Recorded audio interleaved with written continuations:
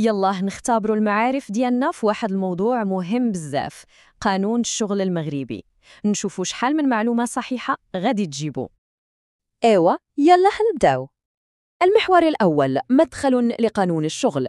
هنا غادي نشوفوا الأساسيات، النشأة، الخصائص والمصادر.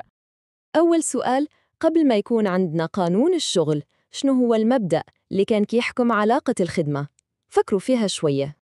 الجواب هو مبدأ سلطان الإرادة والحرية المطلقة للعقد.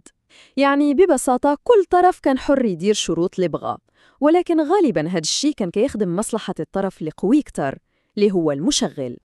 السؤال الثاني، شنو هي ديك الخاصية اللي كتميز قانون الشغل وما كتخليناش نخالفوا القواعد ديالو إلا في واحد الحالة، إلا كان داكشي في صالح الأجير؟ الجواب هو الصفة الآمرة، وهذه خاصية مهمة بزاف. كتعني أن هاد القوانين ماشي اختيارية، راها إجبارية، والهدف منها هو حماية الأجير. يعني ما يمكنش نتفقوا على أقل من داكشي اللي كيقول القانون. يلا نشوفوا دابا سؤال على حماية الأحداث. شنو هو أقل سن قانوني للخدمة في المغرب؟ الجواب 15 سنة كاملة. القانون دار هاد السن باش يحمي الصغار من الاستغلال ويضمن ليهم حقهم في القراية قبل ما يبداو يخدموا. مزيان. دابا ندوزو القسم الثاني، عقد الشغل الفردي. ركزوا مزيان في هذا السؤال. شنو هو العنصر الأساسي اللي كيميز عقد الشغل على عقود أخرى بحال عقد المقاولة مثلا؟ الجواب هو عنصر التبعية القانونية. هذه هي النقطة المهمة. يعني الأجير كيخدم تحت الإشراف والتوجيه ديال المشغل، هو اللي كيعطيه الأوامر وكيراقب الخدمة ديالو. يلا سؤال آخر مهم. فالأصل عقد الشغل، واش المدة ديالو محددة ولا غير محددة؟ الجواب غير محددة المدة، يعني CDI. هذا هو الأصل، حيث كيعطي استقرار أكثر للأجير.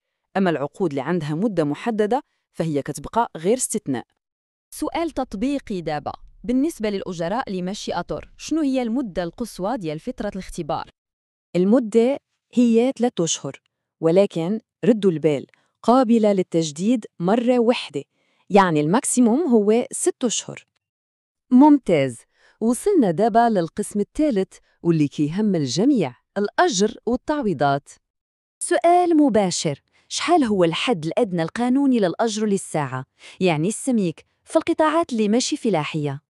الجواب هو 14.81 درهم للساعة. هذه معلومة مهمة بزاف، حيث القانون كيمنع نخدمو شي حد بأقل من هذا المبلغ. هاد السؤال كيتعلق بالتعويض على الفصل